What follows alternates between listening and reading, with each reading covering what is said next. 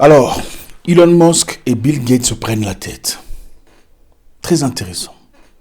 Il y a un proverbe africain qui dit: dans la bataille des éléphants, ce sont les herbes qui en subissent les conséquences. C'est ça, non? C'est important. C'est important de savoir parce que, voilà.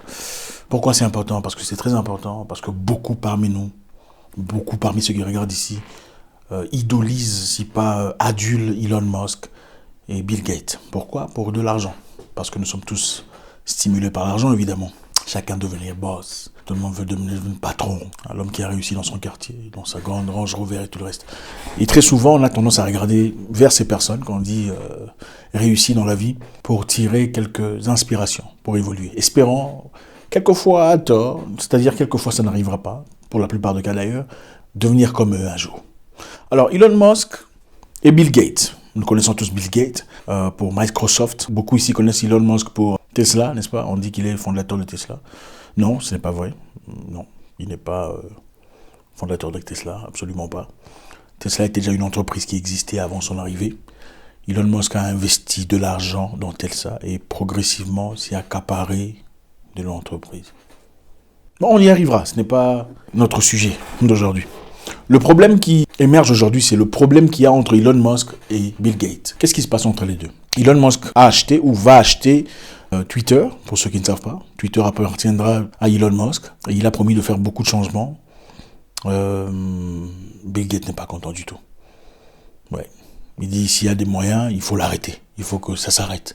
Il ne faut pas que Elon Musk devienne propriétaire majeur de Twitter. Alors pourquoi? Nous avons souvent tendance à dire que les patrons ailleurs ont tendance à travailler ensemble, n'est-ce pas? On le sait, c'est souvent chez nous qu'on a des problèmes. Ailleurs, apparemment, généralement, on a tendance à coopérer, s'aider, à avancer. Avant tout, on va toucher très rapidement sur l'identité de chacun pour comprendre, pour rafraîchir la mémoire pour ceux qui sont là. Elon Musk, c'est qui? Elon Musk, c'est un monsieur né en Afrique du Sud, pour ceux qui ne le savent pas. Ouais, il est né en Afrique du Sud, Pretoria.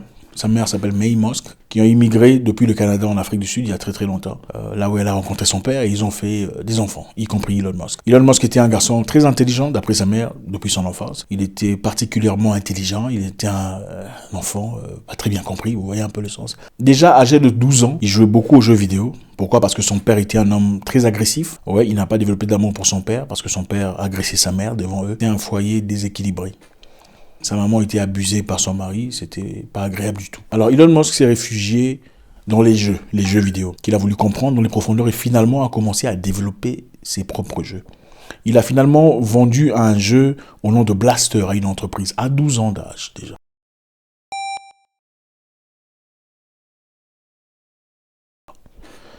La maman de Elon Musk, May Musk, est récipiendaire de 2 masters en sciences. Ah oui. Donc quand on vous dit que les gens deviennent souvent le reflet de leurs parents, il ne faut pas se fâcher. On ne peut transmettre que ce qu'on a. C'est aussi simple que ça. Il a ensuite évolué, parti au Canada, dans les origines de sa mère, a fait une formation universitaire, ensuite voulu faire un PhD en physique et un peu après abandonné.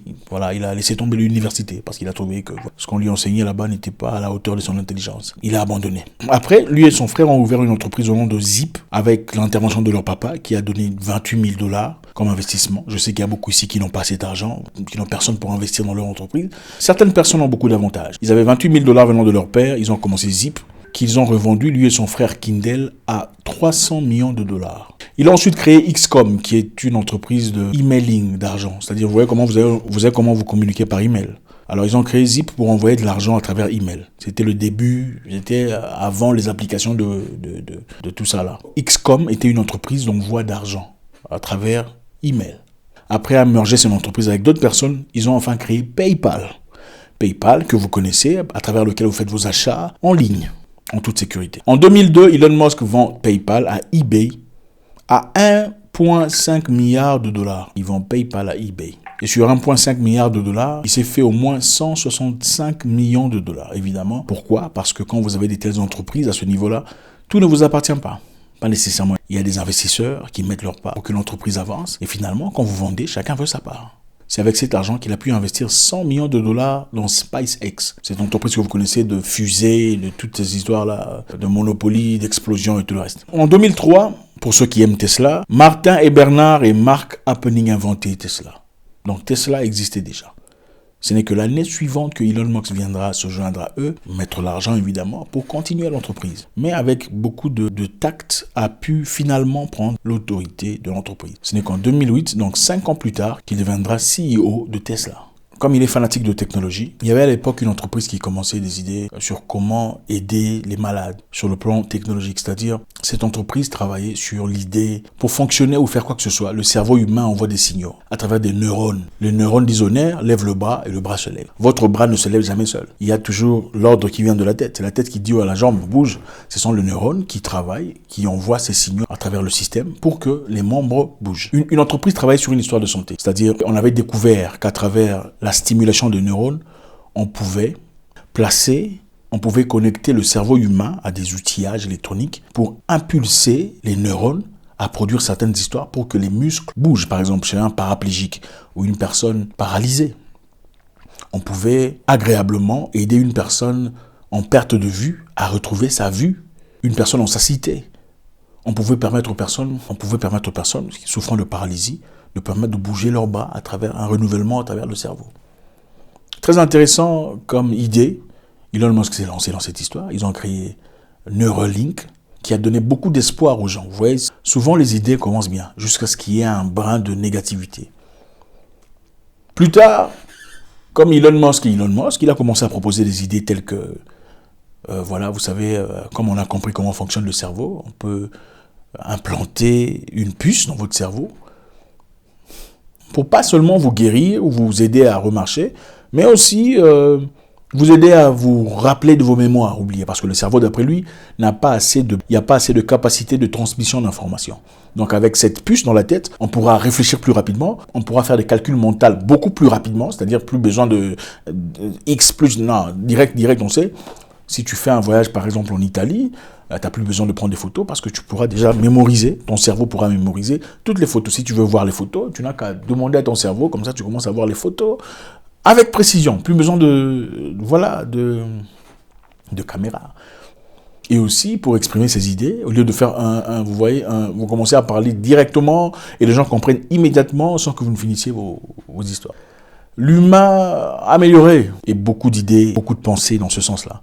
Elon Musk a même proposé, disant lui-même que comme tout ce qui est électronique peut être téléchargé, on peut télécharger ses idées dans un cloud ou nuage quelque part, et puis le retélécharger quand on en a besoin. Ou on peut télécharger sa pensée dans une machine, et une machine pourrait, au cas de mort, si vous mourrez, on peut télécharger votre esprit ou votre pensée, comme on le dit, votre mémoire dans une machine, et puis le retélécharger dans un nouveau corps qu'on fabrique. Intéressant, non? Ça, c'est notre ami Elon Musk. On n'entrera pas dans les détails de Bill Gates, c'est beaucoup trop long. Bill Gates, que vous connaissez, est une personne charismatique, principalement à travers son argent. Beaucoup le connaissent à travers Microsoft. Évidemment, l'histoire de Microsoft n'est pas pure non plus. Ce n'était pas son idée. C'était l'idée initiale de Gary Kildall. À l'époque, Macintosh créait des ordinateurs. IBM avait aussi besoin de créer des ordinateurs, mais avait besoin d'un logiciel d'exploitation pour faire fonctionner les machines. À l'époque, chaque machine devrait utiliser son logiciel personnel. Il fallait fabriquer un logiciel pour chaque ordinateur. Après que IBM ait contacté Bill Gates, à travers sa mère, qui était déjà une personne proéminente, c'est-à-dire une personne déjà en position de force, ce n'était pas un nulle part. Vous savez, ce n'est pas facile. En Afrique, on commence à zéro. Ces gens-là ne commencent jamais à zéro.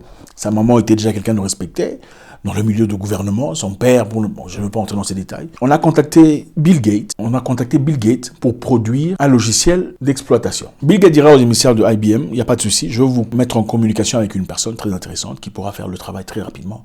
Ne vous inquiétez pas. Bill Gates ensuite contactera Gary Kildall pour lui dire il y a des gens très intéressants qui viennent. J'ai déjà fait une vidéo là-dessus déjà dans le passé. Il faut les prendre au sérieux. On lui a fait signer, d'après son accord avec les gens de IBM, il n'était pas censé parler de leur arrivée chez lui. C'est un contrat spécifique qu'on signe pour ne pas révéler les détails d'une discussion, par exemple. Bill Gates dit à Gary Kildall, il y a des gens très importants qui viennent te chercher, mais je ne peux malheureusement pas te donner les détails. S'il te plaît, il faut très bien les traiter. Malheureusement, Gary Kildall était trop occupé à faire autre chose. Il est parti, il a laissé sa femme. Les émissaires arrivés chez Gary Kildall, on a trouvé son épouse à la place du monsieur. La discussion a été compliquée, ils n'ont malheureusement pas pu avoir une conclusion. Les gens de IBM rentrés, ils ont communiqué avec Bill Gates, lui disant, écoute, on est parti chez monsieur Kildall, il n'était pas là, on n'a pas pu discuter avec sa femme, ça n'a pas marché. Bill Gates leur dit, ne vous en faites pas, je veux prendre soin de cette histoire. Bill Gates a acheté la copie du logiciel de Gary Kildall auprès d'une entreprise chez Seattle Computer à 75 000 $. Seattle Computer travaillait avec Gary Kildall pour faire des tests. Le logiciel s'appelait CPS. Il a pris le logiciel, il a transformé un tout petit peu, pour pas qu'on dise que non, cette copie est exacte copie. Vous voyez un peu, quand on veut faire du plagiat, pour transformer un peu. Et il a appelé MS-DOS, qui finalement est devenu Windows. Bill Gates est quelqu'un de très riche, on le connaît tous. Dans la philanthropie, il a fait beaucoup de choses. Évidemment, il est venu en Afrique pour aider les Africains à ne pas tomber malades dans beaucoup de sens. Enfin, vous savez, bref. Et et aujourd'hui, il se bat très, très farouchement pour un monde meilleur, pour que les gens soient bien, pour que les enfants et les femmes soient éduqués, pour pas que les Noirs, pour pas que l'Afrique fasse, pour pas que les Africaines fassent beaucoup d'enfants, pour un avenir meilleur. Bill Gates a beaucoup investi dans beaucoup d'entreprises.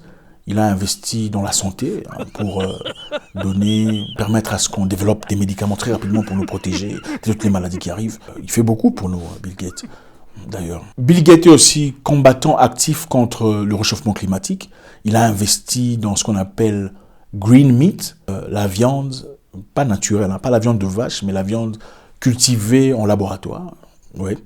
C'est-à-dire, on prend des cellules de vache qu'on met dans le labo, et puis, c'est une goutte comme ça, et puis ça commence à grandir comme ça.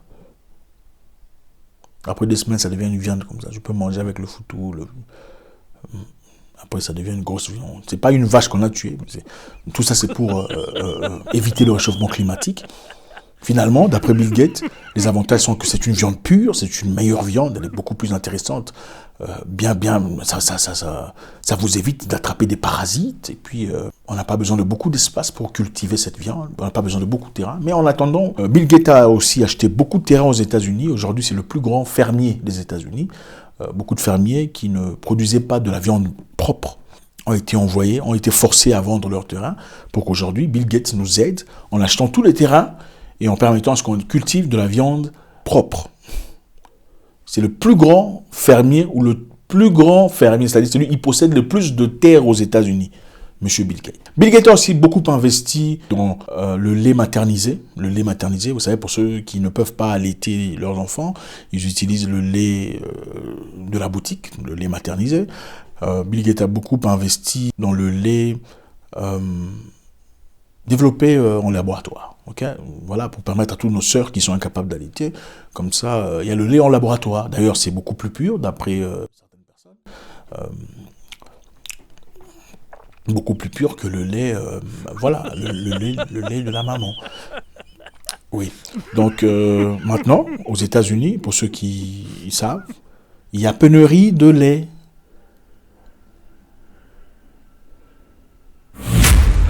Mais ça n'a rien à voir, évidemment. Bill Gates fait de son mieux pour promulguer le lait, développer l'alternative de lait maternisé. Je rentre en arrière un peu. Nous, en Afrique, on nous a allaités. Moi, par exemple, voilà pourquoi on a des gros muscles. Il y a des gens qui choisissent de ne pas allaiter. Ils utilisent le lait maternisé. Maintenant, il n'y a plus de lait maternisé aux États-Unis pour l'instant. Pourquoi ? Parce que apparemment, 2 enfants seraient morts à travers la consommation de ce lait. Après investigation, on a découvert qu'il y avait des trucs pas bien dans le lait. Donc, on a retiré tout le lait des ventes par une grosse entreprise, Abbott Laboratories. A retiré tout le lait, parce que c'est eux qui sont fournisseurs de lait. Il n'y a pas de lait. Donc maintenant, si vous avez des enfants, aux États-Unis, c'est compliqué. Hein. Il n'y a pas de lait pour nourrir les enfants. Le lait maternisé que vous achetez en boutique, il n'y en a pas. Mais Bill Gates a beaucoup investi dans le lait alternatif. Il y a à peine 8 jours, on a placé 21 millions de dollars d'investissement dans Biomilk, qui est l'entreprise qui développe ce lait alternatif. Mais bon, pour l'instant, aux États-Unis, il n'y a pas de lait matin. Bref, mais ça n'a rien à voir. Donc voilà, nous sommes dans une situation dans le monde où on a beaucoup fait pour nous, on nous a beaucoup aidés. Merci à toutes ces personnes que nous apprécions, surtout Bill Gates pour tout le travail qu'il fait de positivité pour essayer de pousser l'Afrique à aller de l'avant, et l'amour qu'il a déjà montré jusque-là pour le peuple africain. Bon, j'espère qu'il pourrait nous donner Enfin, bref. Maintenant, Bill Gates et Elon Musk se prennent la tête parce qu'ils ont des façons très différentes de voir le monde. Quand on traversait ce moment difficile que vous connaissez, Elon Musk a dit qu'il ne se ferait pas parce qu'il pense que son corps est assez fort pour ne pas mourir, vous voyez un peu. Et Bill Gates était contre ça, il était vraiment fâché de tout ça. Il a dit, Elon Musk ne devrait pas parler d'un sujet qu'il ne maîtrise pas. Bon, on sait que les deux ils sont tous les deux dans la technologie, mais bon, Bill Gates a dit que Elon Musk ne devrait pas parler des sujets qu'il ne maîtrise pas. Et c'est de là que ça a commencé. Ensuite, Bill Gates a fait un commentaire pendant son interview disant qu'il s'était acheté une voiture électrique. Vous savez, Elon Musk produit des voitures électriques avec Tesla, que vous connaissez nécessairement. Il a dit il a acheté une voiture électrique, elle est superbe, c'est une Porsche Taycan une conception allemande qui est beaucoup mieux que Tesla. Et cela a enragé Elon Musk. Comment est-ce qu'il peut dire ça? Et ça, la guerre a commencé. Et aussi, Elon Musk a promis, vous savez, pendant un moment qu'on traversait, le moment difficile, beaucoup de gens étaient bannis et suspendus, leur compte suspendu pour avoir dit quelque chose que quelqu'un n'aimait pas, certainement quelque part, surtout sur Twitter et sur d'autres plateformes. Elon Musk, qui achète Twitter, dit désormais, il y aura plus de liberté d'expression. Chacun pourra dire ce qu'il pense. Mais voilà, Bill Gates n'est pas tout à fait d'accord avec ça. Il pense qu'il faudrait laisser cet honneur aux experts, donc le droit de parler aux experts. Il y a le conseiller d'Elon Musk qui dit c'est un peu comme si vous partiez au tribunal. Arrivé au tribunal, on dit mais non, il faudrait que seulement lui dise, les autres ne peuvent pas dire parce que ce qu'ils disent c'est des mensonges. Il dit que c'est un peu difficile parce qu'on ne peut pas trouver la solution d'un problème s'il n'y a qu'une seule personne qui peut parler et l'autre ne peut pas parler. Il faut laisser au public, au juge, la capacité de réfléchir. Parce que disons que lui ne peut pas parler, seulement lui peut parler. Parce que lui, il est en train de mentir. C'est-à-dire que vous jugez les juges et tous les gens qui sont dans l'audience, disant qu'ils ne sont pas assez intelligents pour savoir détecter qui dit la vérité et qui ment. C'était un peu ça dans le cadre. Mais Bill Gates fait tout pour le bien du monde. Et aussi, de manière très intéressante, l'Union européenne a dit si Elon Musk décide de ne pas appliquer ce qu'il faut appliquer sur Twitter, Twitter sera banni en Europe. Bon, ça c'est rien, ça ne veut rien dire du tout. Ça veut simplement dire que Elon Musk est un peu fou, il ne comprend pas trop ce qui se passe dans le monde. Voilà, il faut faire confiance à l'Union européenne, il faut faire confiance à toutes ces personnes qui sont beaucoup plus intelligentes que Elon Musk, qui comprennent un peu le sens de la liberté d'expression et surtout, voilà. Vous savez que Donald Trump était renvoyé de Twitter, banni complètement. Elon Musk a promis de le... Vous savez un peu, ça gêne beaucoup de personnes parce qu'il raconte trop n'importe quoi. Vous savez, Donald Trump, c'est un malade, il raconte n'importe quoi. Donc, le ramener sur Twitter, c'est pas évident parce que voilà, il va abrutir tout le monde. Puis, les gens comme ça sont dangereux, il faudrait vraiment éviter de les avoir. Donc, c'est un peu ça. Ce qui se passe dans le monde. Moi, je pense que c'est important autant il est nécessaire de glorifier ces personnes et de vouloir devenir comme eux, dans un sens que je ne comprends évidemment pas. C'est bien de vouloir l'argent. Pourquoi on veut l'argent aujourd'hui? C'est ce qu'on nous a appris, c'est tout ce qu'on connaît. C'est tout ce qu'on connaît. C'est ça la vérité. Pourquoi vous cherchez l'argent? Tout le monde te dira c'est parce que je veux être bien. Qui t'a dit être bien dépend de l'argent? Non, c'est faux. Être bien dépend de l'argent, dépendamment de votre niveau de matérialisme. Plus on est matérialiste, plus on a besoin d'argent pour être heureux. En fait, vous n'avez besoin de personne pour être heureux. Vous avez besoin de très peu de choses qui sont une priorité qui deviennent une priorité pour vous. Mais bon, l'ego, le besoin essentiel de dominer sur les autres, surtout dans nos continents, où les gens font l'argent, pas nécessairement pour être bien, mais pour, voilà, regardez-moi, appréciez-moi, souhaitez de devenir comme moi, surtout quand on est assis en business class en train de prendre ses snappies.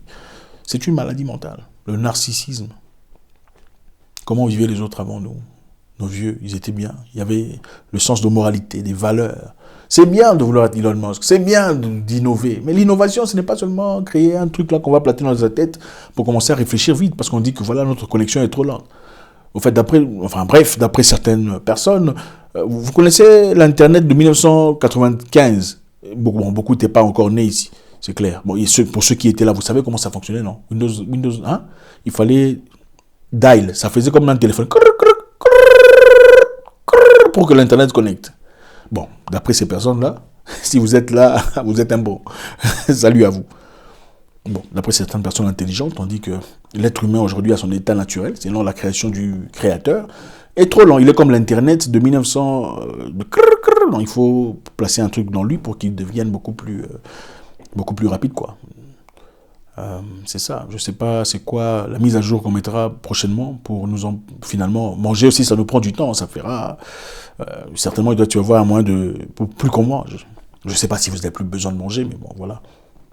Bref, c'est ça. Bill Gates et Elon Musk ont croisé le fer. Les gens les plus riches du monde, qui s'enrichissent encore davantage pendant ce moment très difficile Ils se sont enrichis. Mais bon, écoutez, c'est honnête, hein, ils se sont enrichis honnêtement. Il y a pas de quoi se fâcher pour ça. Déjà qu'il y a beaucoup d'Africains qui les apprécient. Ah, ces gens sont des génies. Comment ils ont fait de l'argent pendant que tout le monde s'appauvrit. Mais bon, ils n'ont tué personne. Après tout, c'est ça. Il faudrait surtout pas poser de questions sur le fait que, voilà, comment est-ce que ça se fait que deux personnes peuvent... Enfin, bref, du moment que ils investissent dans la santé et nous envoient quelques aides à travers les avions, quelques sacs de maïs et d'arachide. Enfin, ça, déjà, ils font déjà assez. Ils ne peuvent pas finir la misère du monde. Donc voilà, je pense qu'il est important de limiter les fausses informations, surtout de permettre à ce que les experts nous disent ce qu'il y a à dire. Mais la vérité est que voilà, Bill Gates a beaucoup fait pour nous aider. Et il est essentiel de pouvoir garder les choses et surtout le remercier dans ce cadre-là. Pour YouTube et pour le reste, je voudrais que vous compreniez, le message ici est très clair. Je transmets un message qui est disponible sur Internet, chacun peut vérifier, je n'invente rien. Comprenons que Bill Gates se bat pour nous, pour l'humanité, pour essayer de nous aider. Et l'idée de Elon Musk était de ramener Donald Trump sur la plateforme, chose qui est complètement incohérente avec toutes les bêtises qu'il raconte. C'est inacceptable. Voilà, il ne doit surtout pas exprimer ce qu'il a à dire, parce qu'il y a beaucoup de gens qui sont abrutis, qui risquent de l'écouter. Il faut bloquer Twitter de l'Europe, c'est-à-dire Twitter ne sera plus disponible en Europe si Elon Musk ne gère pas les choses bien. Les amis, merci infiniment, c'est toujours avec beaucoup de plaisir, vous comprenez tout à fait ce qui se passe. Il est essentiel de discuter de temps en temps, de cœur à cœur. Merci infiniment de faire partie de notre mouvement de grandeur. Si vous n'êtes pas abonné, parce que quelquefois, vous n'êtes plus abonné sans enfin, jetez un coup d'œil, des fois vous n'êtes plus abonné sans le savoir. Vous savez ce qu'il faut faire. Je vous souhaite une excellente journée. J'espère vous parler encore très bientôt dans une nouvelle vidéo. Au revoir.